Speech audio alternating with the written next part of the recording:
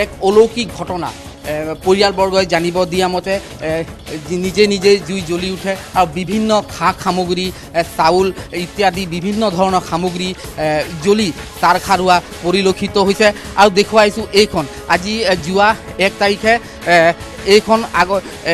এইখন এখন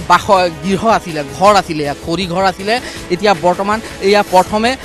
এইখন স্থানতে সেই ঘটনা সংঘটিত হৈছিল এই ঘৰখন নিজেই জ্বলি তাৰখাৰ হৈছে এতিয়া বৰ্তমান দেখিব পাইছে আৰু ইফালে এয়া চাউল পৰি আছে চাউল আৰু এয়া ঘৰৰ চাউল এনেদৰে জ্বলা দেখা গৈছে আৰু তাৰ এয়া বাঁহ ঘৰৰ বাঁহ আছিলে বাঁহ এয়া জুই জ্বলিছে আৰু এই পৰিয়ালৰ লোক উপস্থিত আছে মই তেওঁলোকৰ পৰাও মই জানিবলৈ চেষ্টা কৰিম আৰু ইয়াত চাইকেল আৰু মই দেখুৱাইছোঁ টিভি স্ক্ৰীণত এই চাইকেলো এনেদৰে জ্বলা দেখা গৈছে আৰু দেখা গৈছে বিভিন্ন যি প্ৰয়োজনীয় বিভিন্ন খা সামগ্ৰী এনেদৰে জ্বলি এনেদৰে নষ্ট হোৱা দেখা গৈছে।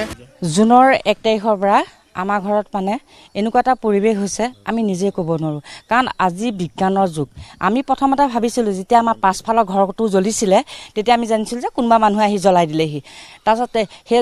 জুইকুৰা ইমানেই দপদপকৈ জ্বলিছে আপোনাৰ আমি জুই নুমুৱাব পৰা নাইকিয়া দুডাল পাইপে আমি জুই নুমুৱাব পৰা নাই প্ৰায় 15-20 জন মানুহে পানী ঢালি জুই নুমুৱাব পৰা নাইকিয়া লাষ্টত ঘৰটো ভাঙি দিবলগীয়া হৈ গৈছে গোটেই খেৰখিনি ফান কৰি তাত আকৌ পানী ঢালিবলগীয়া হৈছে সেইখিনি গ'ল 1 তাৰিখে সেইটো ঘটনা 2 তাৰিখে থাকি 3 তাৰিখে আমাৰ এইকণতে এটা ধানৰ ঠাক আছিলে প্ৰায় 100 বেগৰ ওপৰত আছিলে সেই ধানৰ ঠাকখিনিত 3 তাৰিখৰ দিনাখন সন্ধিয়া 7:30 বজাত একে ছেম টু টাইম 7:30 বজাত তাত গৈ পেলাই জুই লগাই দিলেগৈ তাত প্ৰায় 500 বেগমান ধান জ্বলি গৈছে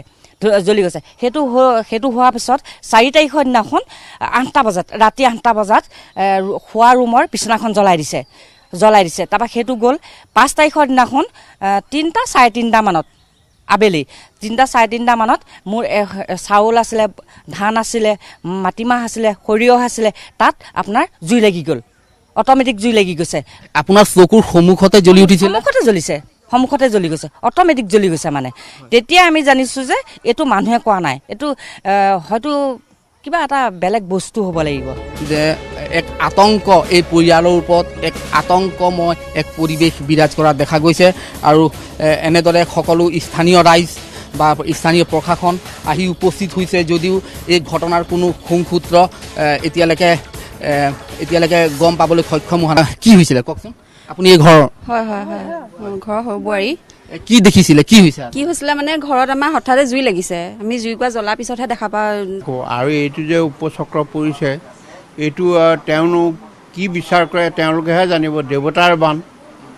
আৰু তেওঁলোকে দেৱতা গতিকে কি কৰে তেখেতসকলে জানে আৰু